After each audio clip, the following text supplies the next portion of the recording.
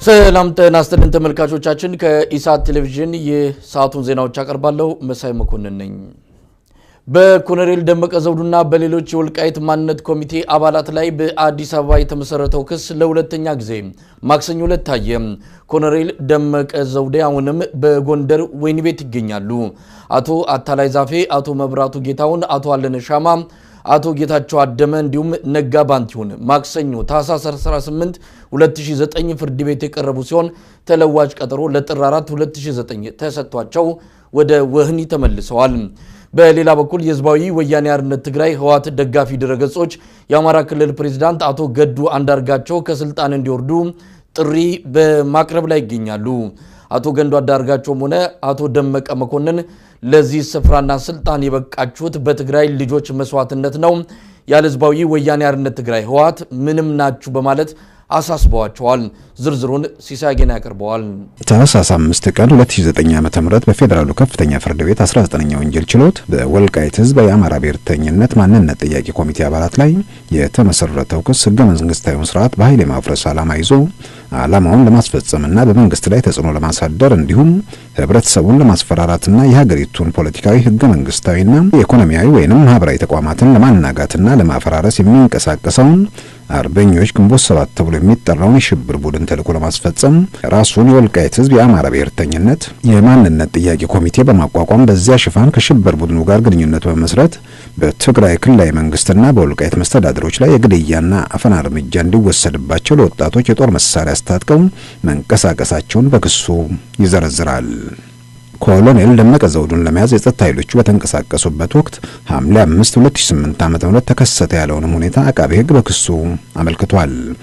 በዚህም ኮማንደር ሀለፎ ማዳንን ጨምሮ 10 ፖሊሶችን በጥይትና በቦምብ በመግደል እንዲሁም ሌሎች 7 ፖሊሶችን በማቁሰል የሽብር ተግባር ፈጽመዋል በማለትም ይከሳል።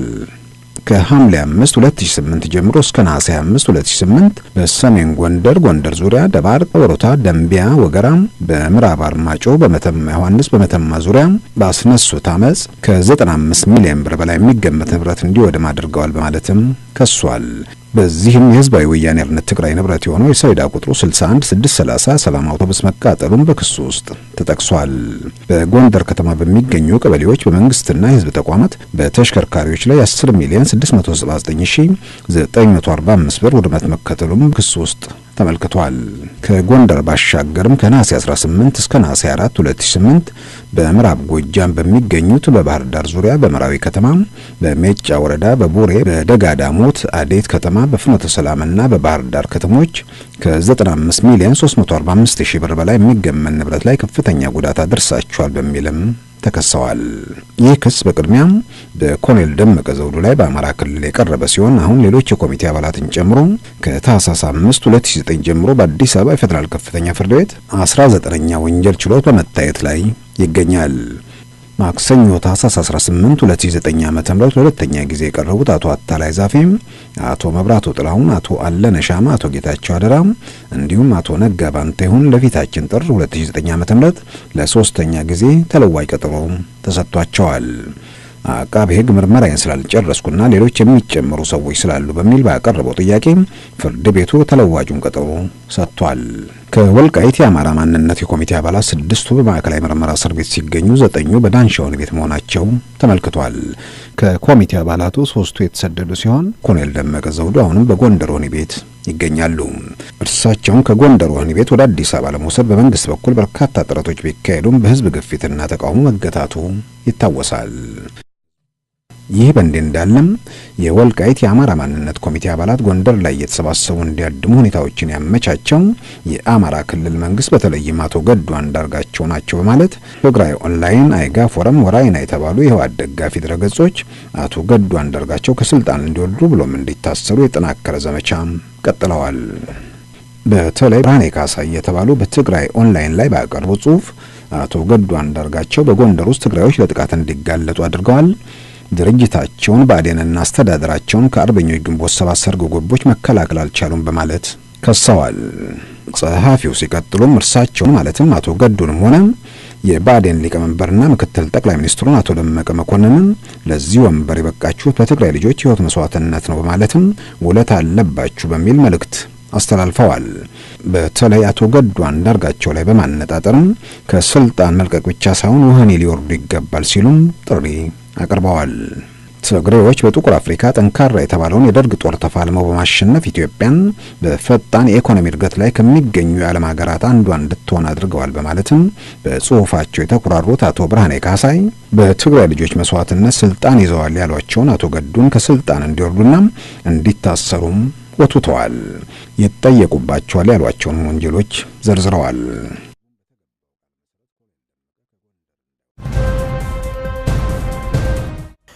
የኢትዮጵያ ጀግና አትሌት ሻምበል ምሩጽ ይፍጠር ፍትሐተ ጸሎት በካናዳ ቶሮንቶ ቅድስት ማርያም ቤተክርስቲያን ተከናወነ። በዚህ ሳምንት አስክሬኑ ወደ ትውልድ ሀገሩ ኢትዮጵያ እንደሚሄድም ለማወቅ ተችሏል። ባለፈው ሳምንት ሐሙስ ታህሳስ 13 2009 ምሽት ካናዳ ቶሮንቶ ህይወቱ ያለፈው ታላቁ አትሌት ሻምበል ምሩጽ ይፍጠር በርካታ ኢትዮጵያውያን በታደሙበት እጅግ ደማቅና ሃይማኖታዊ ስነ ስርዓት ማክሰኞ ታህሳስ 18 2009 ጸሎተ ፍትሐቱ የተካሄደ ሲሆን የኤርትራ ኦርቶዶክስ የሃይማኖት አባቶችም በፍትሐተ ጸሎቱ ተሳትፈዋል። በተለያዩ የሃይማኖት ተቋማት ውስጥ የሚገኙ ኢትዮጵያውያን በስነ ስርዓቱ መገኘታቸውንም መረዳት ተችሏል። በካናዳ ቶሮንቶ ረጅም ዓመታት ያሳለፈው ሻምበል ምሩጽ ይፍጠር ከኢትዮጵያውያን ጋር ሁሉ ጥሩ ግንኙነት የነበረውና ጠንካራ የኢትዮጵያ ኮሚኒቲ እንዲኖርም ሲሰራ መቆየቱ ተመልክቷል። በካናዳ ቶሮንቶ የኢትዮጵያ ኦርቶዶክስ ተዋሕዶ ቤተክርስቲያን ማርያም አስተዳደር ሊቀ ካህናት ምሳሌ እንግዳን ጨምሮ የቤተክርስቲያኒቱ አገልጋዮች ለፕሮግራሙ ሂደትና ስኬት ትልቅ አስተዋጽኦ ማድረጋቸው ተመልክቷል። በዛሬው ቀን የኢትዮጵያን ውበት ያየን ይመስለኛል። አባቶቻችን በግዕዝ ቋንቋ መዊቶ ጻድቅ ይኮይንን ረሲአነ ይላሉ። ምን ማለት ነው? ጻድቅ ሰው ሞቶም እንኳን ክፉ ሰዎችን ዝንጎቹን ይፈርድባቸዋል ማለት ነው። ምሩጽ የኢትዮጵያ ውበት ነው። እዚህ ላይ የምታዩት አበባ የብዙ አይነት የተለያዩ አበባዎች ቅንብር ነው አይደለ? ምሩጽ አንዱ የኢትዮጵያ ውበት ነበር። አትሌቶቻችን እነ አበበ ቢቂላ፣ እነ ምሩጽ ይፍጠር፣ እነ ኃይሌ ገብረስላሴ እነዚህ የኢትዮጵያ ውበቶች ናቸው። ዛሬ አንድ ሲያደርገን አይቻለሁ። እዚህ ቤተክርስቲያን ሳገለግል እንደዚህ አይነት የፍትሐት ጸሎት በእንደዚህ አይነት ህዝብ የታጀበ የፍትሐት ጸሎት አይቻላል። ምንድነው የሳባችሁ? ምሩጽ በህይወቱ ኢትዮጵያዊነትን ስላከበረ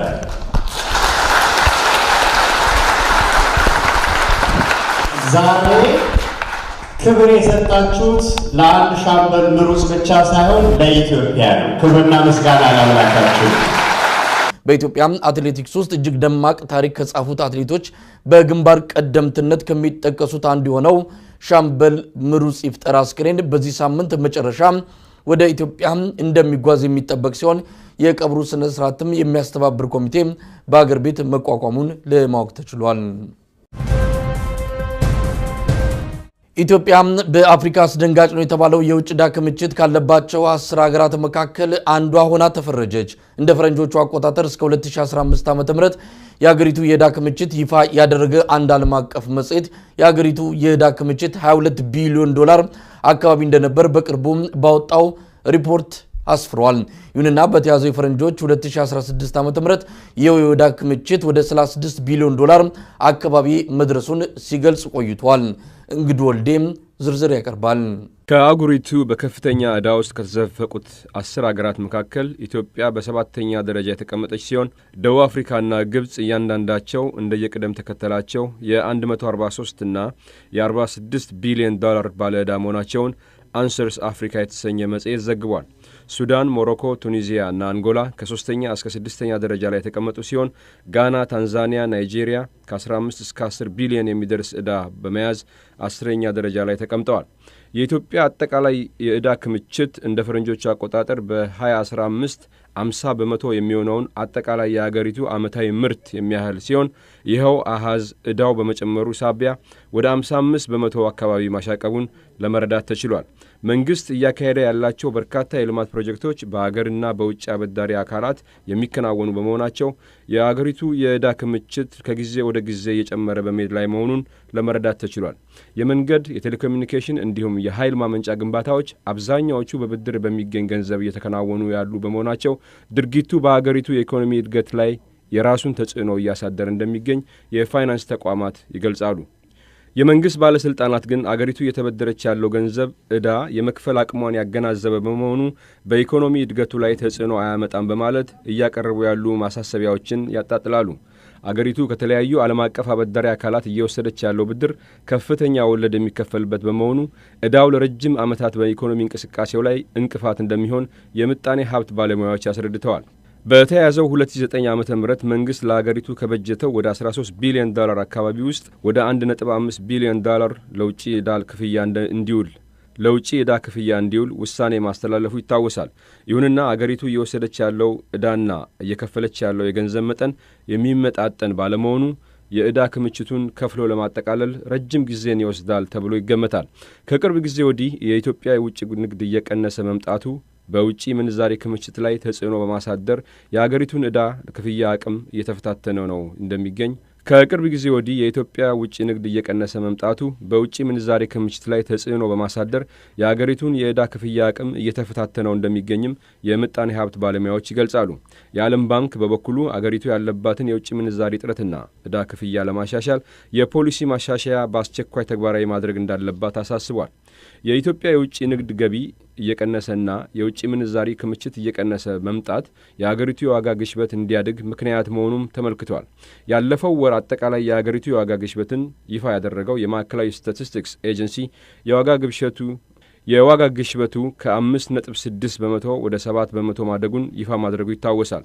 የምግብ ዋጋ ንረት ለዋጋ ግሽበቱ መጨመር ዋነኛ ምክንያት መሆኑን ኤጀንሲው በሪፖርቱ አመልክቷል።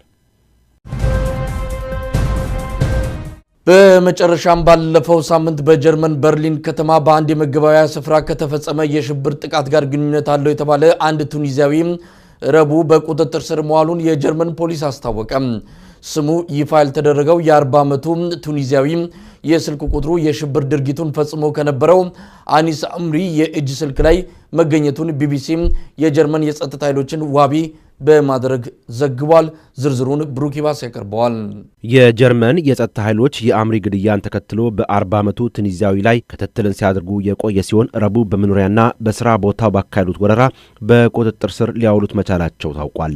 ይኸው ቱኒዚያዊ በአሁኑ ወቅት በጀርመን የደህንነት ኃይሎች ምርመራ እየተካሄደበት መሆኑን የሀገሪቱ መገናኛ ብዙሃን ዘግበዋል። የሽብር ድርጊቱን የፈጸመው የ24 ዓመቱ አምሪ 12 ሰዎችን ከገደለ በኋላ ከቀናት በኋላ በጣሊያን ፖሊስ መገደሉ ይታወሳል። የጣሊያንና የጀርመን ፖሊሶች አምሪ ድርጊቱን ከፈጸመ በኋላ እንዴት ወደ ጣሊያን ሊጓዝ እንደቻለ መጠነ ሰፊ ምርመራን እያካሄዱ ሲሆን ግለሰቡ በጣሊያን በስደት ላይ በነበረ ጊዜ ለ4 ዓመት ያህል በእስር ቤቶች መቆየቱም ታውቋል።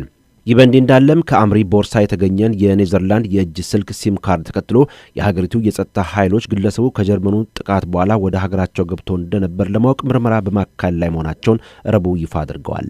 በጸጥታ መቆጣጠሪያ ካሜራ ውስጥ ሳይገባ አልቀረም የተባለው ቱኒዚያዊ በአንድ የባቡር ጣቢያ ሲም ካርዱ እንደተሰጠው የኔዘርላንድ መገናኛ ብዙሃን ዘግበዋል። የሽብር ጥቃቱን የፈጸመው አምሪ ሲም ካርዱን ያልተጠቀመበት ሲሆን ከኔዘርላንድ በፈረንሳይ በኩል አድርጎ ጣሊያን ሚላን ከተማ መግባቱ ተነግሯል። ግለሰቡ አድርጎታል የተባለውን ይህንኑ ሰፊ ጉዞ ተከትሎ የአውሮፓ ሀገራት በመካከላቸው ያለን የጸጥታ ቁጥጥር ለማጠናከር እየመከሩ መሆኑም ተመልክቷል። የ24 ዓመቱ ቱኒዚያዊ ወደ ጣሊያን ከገባ በኋላ በጸጥታ ኃይሎች መታወቂያን እንዲያሳይ በተጠየቀ ጊዜ ተኩስ በመክፈት አንድ ፖሊስ ላይ ጉዳት ካደረሰ በኋላ በሌላ ፖሊስ ግድያ እንደተፈጸመበት የሚታወስ ነው። ባለፈው ዓመት ከግማሽ ሚሊዮን በላይ ስደተኞችን የተቀበለችው ጀርመን በጥቃቱ ምክንያት ስደተኛ ፖሊሲዋን እንድታጤን ከአገሪቱ የፖለቲካ ተቋማት በኩል ግፊት እየቀረበባት ይገኛል። ዜናዎቹ እነዚህ ነበሩ። ከቀሪ የኢሳት ዝግጅቶች ጋር መልካም ቆይታ።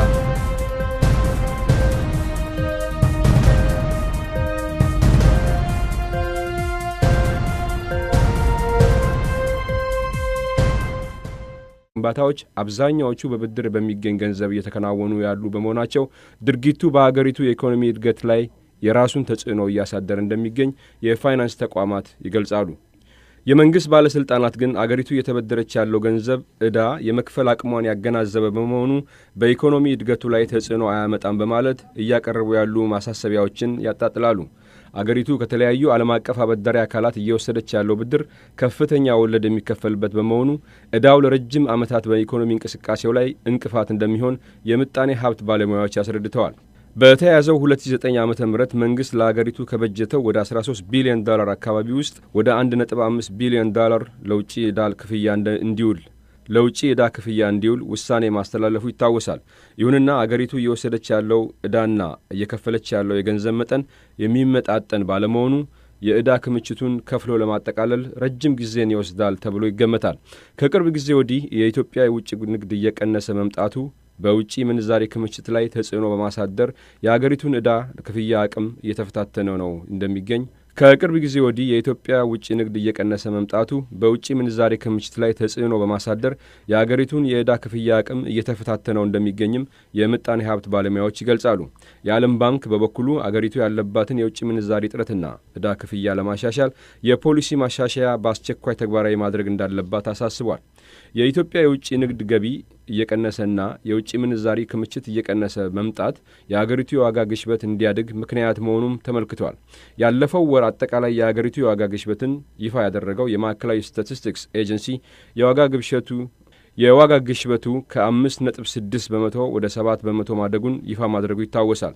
የምግብ ዋጋ ንረት ለዋጋ ግሽበቱ መጨመር ዋነኛ ምክንያት መሆኑን ኤጀንሲው በሪፖርቱ አመልክቷል። በመጨረሻም ባለፈው ሳምንት በጀርመን በርሊን ከተማ በአንድ የመገበያያ ስፍራ ከተፈጸመ የሽብር ጥቃት ጋር ግንኙነት አለው የተባለ አንድ ቱኒዚያዊ ረቡዕ በቁጥጥር ስር መዋሉን የጀርመን ፖሊስ አስታወቀ። ስሙ ይፋ ያልተደረገው የ40 ዓመቱ ቱኒዚያዊ የስልክ ቁጥሩ የሽብር ድርጊቱን ፈጽሞ ከነበረው አኒስ አምሪ የእጅ ስልክ ላይ መገኘቱን ቢቢሲ የጀርመን የጸጥታ ኃይሎችን ዋቢ በማድረግ ዘግቧል። ዝርዝሩን ብሩኪባስ ያቀርበዋል። የጀርመን የጸጥታ ኃይሎች የአምሪ ግድያን በመተማ ዙሪያ ባስነሱት አመጽ ከ95 ሚሊዮን ብር በላይ የሚገመት ንብረት እንዲወድም አድርገዋል በማለትም ከሷል። በዚህም የህዝባዊ ወያኔ ሓርነት ትግራይ ንብረት የሆነው የሰሌዳ ቁጥሩ 61630 ሰላም አውቶቡስ መቃጠሉን በክሱ ውስጥ ተጠቅሷል። በጎንደር ከተማ በሚገኙ ቀበሌዎች በመንግስትና የህዝብ ተቋማት በተሽከርካሪዎች ላይ 10 ሚሊዮን 679945 ብር ውድመት መከተሉም ክሱ ውስጥ ተመልክቷል። ከጎንደር ባሻገርም ከነሐሴ 18 እስከ ነሐሴ 4 2008 በምዕራብ ጎጃም በሚገኙት በባህር ዳር ዙሪያ በመራዊ ከተማ፣ በሜጫ ወረዳ፣ በቡሬ፣ በደጋዳሞት አዴት ከተማ፣ በፍኖተ ሰላምና በባህር ዳር ከተሞች ከ95 ሚሊዮን 345 ሺህ ብር በላይ የሚገመን ንብረት ላይ ከፍተኛ ጉዳት አድርሳቸዋል በሚልም ተከሰዋል። ይህ ክስ በቅድሚያ በኮሎኔል ደመቀ ዘውዱ ላይ በአማራ ክልል የቀረበ ሲሆን አሁን ሌሎች የኮሚቴ አባላትን ጨምሮ ከታህሳስ 5 2009 ጀምሮ በአዲስ አበባ የፌዴራል ከፍተኛ ፍርድ ቤት 19ኛ ወንጀል ችሎት በመታየት ላይ ይገኛል። ማክሰኞ ታህሳስ 18 2009 ዓ.ም ለሁለተኛ ጊዜ የቀረቡት አቶ አታላይ ዛፌም፣ አቶ መብራቱ ጥላሁን፣ አቶ አለነ ሻማ፣ አቶ ጌታቸው አደራ እንዲሁም አቶ ነጋ ባንቴሁን ለፊታችን ጥር 2009 ዓ.ም ለሶስተኛ ጊዜ ተለዋጭ ቀጠሮ ተሰጥቷቸዋል። አቃቤ ሕግ ምርመራዬን ስላልጨረስኩና ሌሎች የሚጨመሩ ሰዎች ስላሉ በሚል ባቀረበው ጥያቄ ፍርድ ቤቱ ተለዋጩን ቀጠሮ ሰጥቷል። ከወልቃይት የአማራ ማንነት የኮሚቴ አባላት 6ቱ በማዕከላዊ ምርመራ እስር ቤት ሲገኙ 9ኙ በዳንሻ ወህኒ ቤት መሆናቸው ተመልክቷል።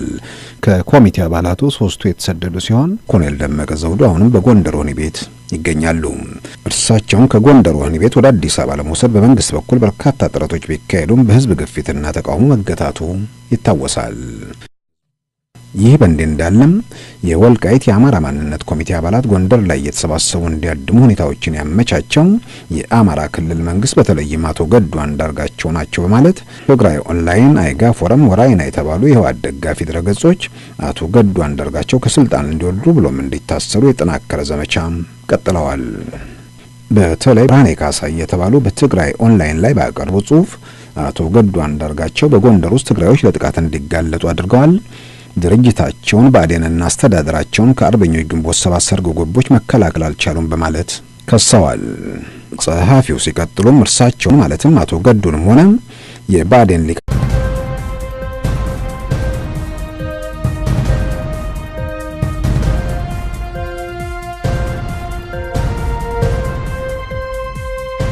ሰላም ጤና ይስጥልን ተመልካቾቻችን፣ ከኢሳት ቴሌቪዥን የሰዓቱን ዜናዎች አቀርባለሁ። መሳይ መኮንን ነኝ። በኮሎኔል ደመቀ ዘውዱና በሌሎች የወልቃይት ማንነት ኮሚቴ አባላት ላይ በአዲስ አበባ የተመሰረተው ክስ ለሁለተኛ ጊዜ ማክሰኞ ዕለት ታየ። ኮሎኔል ደመቀ ዘውዴ አሁንም በጎንደር ወህኒ ቤት ይገኛሉ።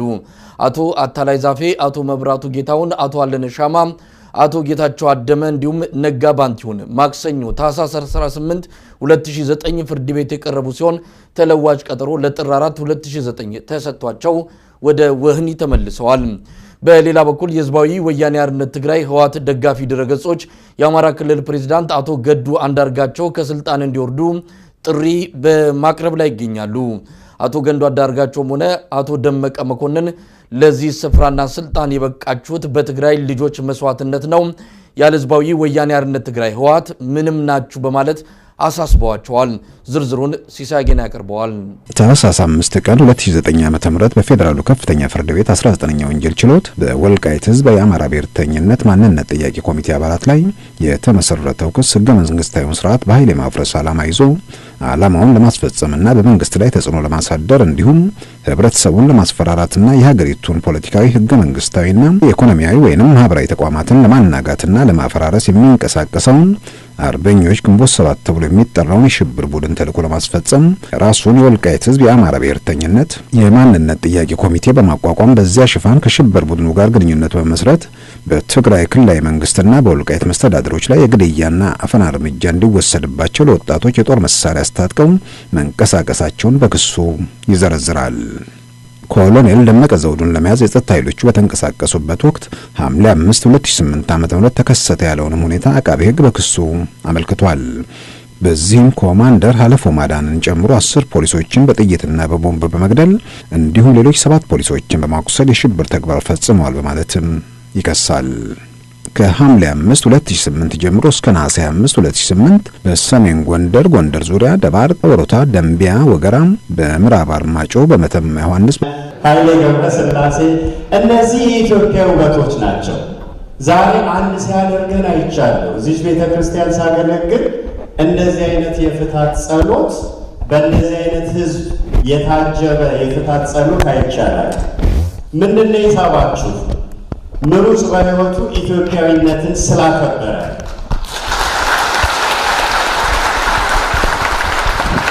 ዛሬ ክብር የሰጣችሁት ለአንድ ሻምበል ምሩጽ ብቻ ሳይሆን ለኢትዮጵያ ነው። ክብርና ምስጋና ለአምላካችሁ። በኢትዮጵያ አትሌቲክስ ውስጥ እጅግ ደማቅ ታሪክ ከጻፉት አትሌቶች በግንባር ቀደምትነት ከሚጠቀሱት አንዱ የሆነው ሻምበል ምሩጽ ይፍጠር አስክሬን በዚህ ሳምንት መጨረሻ ወደ ኢትዮጵያ እንደሚጓዝ የሚጠበቅ ሲሆን የቀብሩ ስነ ስርዓትም የሚያስተባብር ኮሚቴ በአገር ቤት መቋቋሙን ለማወቅ ተችሏል። ኢትዮጵያ በአፍሪካ አስደንጋጭ ነው የተባለው የውጭ ዕዳ ክምችት ካለባቸው 10 ሀገራት መካከል አንዷ ሆና ተፈረጀች። እንደ ፈረንጆቹ አቆጣጠር እስከ 2015 ዓ.ም የሀገሪቱ የዕዳ ክምችት ይፋ ያደረገ አንድ ዓለም አቀፍ መጽሔት የሀገሪቱ የዕዳ ክምችት 22 ቢሊዮን ዶላር አካባቢ እንደነበር በቅርቡ ባወጣው ሪፖርት አስፍሯል። ይሁንና በተያዘው የፈረንጆች 2016 ዓ.ም የዕዳ ክምችት ወደ 36 ቢሊዮን ዶላር አካባቢ መድረሱን ሲገልጽ ቆይቷል። እንግዲህ ወልዴም ዝርዝር ያቀርባል። ከአህጉሪቱ በከፍተኛ ዕዳ ውስጥ ከተዘፈቁት 10 ሀገራት መካከል ኢትዮጵያ በ7ኛ ደረጃ የተቀመጠች ሲሆን ደቡብ አፍሪካና ግብጽ እያንዳንዳቸው እንደየቅደም ተከተላቸው የ143 እና የ46 ቢሊዮን ዶላር ባለ ዕዳ መሆናቸውን አንሰርስ አፍሪካ የተሰኘ መጽሔት ዘግቧል። ሱዳን፣ ሞሮኮ፣ ቱኒዚያ እና አንጎላ ከ3ኛ እስከ 6ኛ ደረጃ ላይ የተቀመጡ ሲሆን ጋና፣ ታንዛኒያ፣ ናይጄሪያ ከ15 እስከ 10 ቢሊዮን የሚደርስ ዕዳ በመያዝ 10ኛ ደረጃ ላይ ተቀምጠዋል። የኢትዮጵያ አጠቃላይ የዕዳ ክምችት እንደ ፈረንጆቹ አቆጣጠር በ2015 50 በመቶ የሚሆነውን አጠቃላይ የሀገሪቱ ዓመታዊ ምርት የሚያህል ሲሆን ይኸው አሃዝ ዕዳው በመጨመሩ ሳቢያ ወደ 55 በመቶ አካባቢ ማሻቀቡን ለመረዳት ተችሏል። መንግስት እያካሄደ ያላቸው በርካታ የልማት ፕሮጀክቶች በሀገርና በውጭ አበዳሪ አካላት የሚከናወኑ በመሆናቸው የሀገሪቱ የዕዳ ክምችት ከጊዜ ወደ ጊዜ እየጨመረ በመሄድ ላይ መሆኑን ለመረዳት ተችሏል። የመንገድ፣ የቴሌኮሙኒኬሽን እንዲሁም የኃይል ማመንጫ ወንበርና ምክትል ጠቅላይ ሚኒስትሩን አቶ ደመቀ መኮንንን ለዚህ ወንበር የበቃችሁት በትግራይ ልጆች ሕይወት መስዋዕትነት ነው በማለትም ውለታ አለባችሁ በሚል መልእክት አስተላልፈዋል። በተለይ አቶ ገዱ አንዳርጋቸው ላይ በማነጣጠርም ከስልጣን መልቀቅ ብቻ ሳይሆን ወህኒ ሊወርዱ ይገባል ሲሉም ጥሪ አቅርበዋል። ትግሬዎች በጥቁር አፍሪካ ጠንካራ የተባለውን የደርግ ጦር ተፋልመው በማሸነፍ ኢትዮጵያን በፈጣን የኢኮኖሚ እድገት ላይ ከሚገኙ የዓለም ሀገራት አንዷ እንድትሆን አድርገዋል በማለትም በጽሁፋቸው የተኩራሩት አቶ ብርሃኔ ካሳይ በትግራይ ልጆች መስዋዕትነት ስልጣን ይዘዋል ያሏቸውን አቶ ገዱን ከስልጣን እንዲወርዱና እንዲታሰሩም ወትውተዋል። ይጠየቁባቸዋል ያሏቸውን ወንጀሎች ዘርዝረዋል።